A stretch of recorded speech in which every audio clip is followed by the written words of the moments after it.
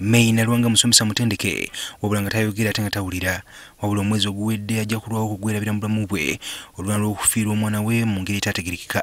Ono gwe tusanze mu maka g'abazadde bagasangibwa Matuga mu disitulikiti ya Wakiso alumiriza nti obuzibu bwava kulemwa kuwuliziganya nabasawo abategeera bubonero bwa bakiggala. Natuukayo nawandiikanga nengezaako naye nga mu butuufu byali bizibu nnyo kubanga tewaliyo musawo yenna amanyi sign language.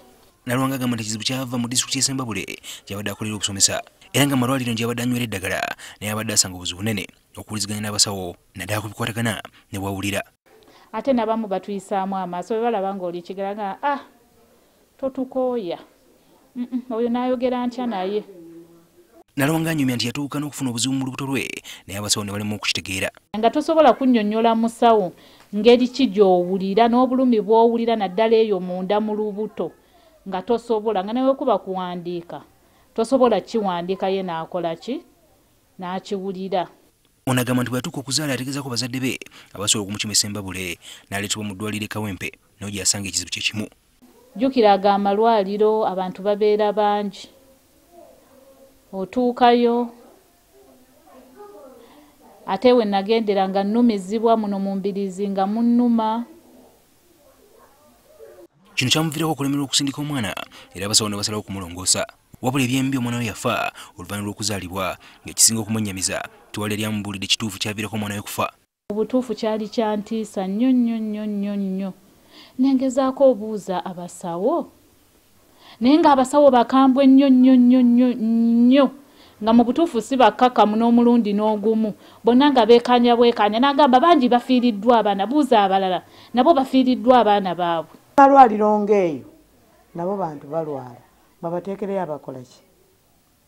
Abaana baffe abo abasoma abantu aboogera abasoma sign language gye bali babawe emirimu.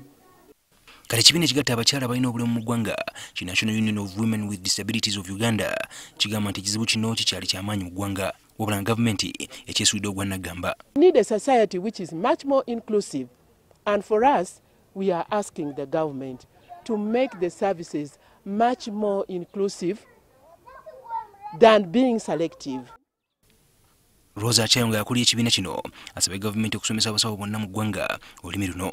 If they feel they cannot, then they need to include in the curriculum that all these professionals in the health sector should be able to know sign language so that they are able to communicate with their patients.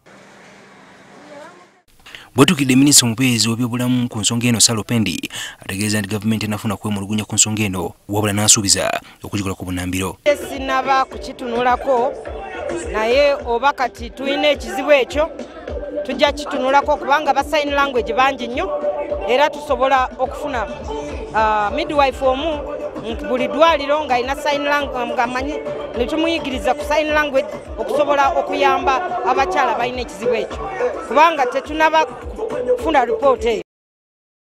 Tewali kuwananya kwonna nti abantu balina obulemu mu ggwanga bakyasanga obuzibu bungi naddala bwe kituuka okweyagalira mu buweereza bwa gavumenti gamba ng'ebyenjigiriza n'ebyobulamu.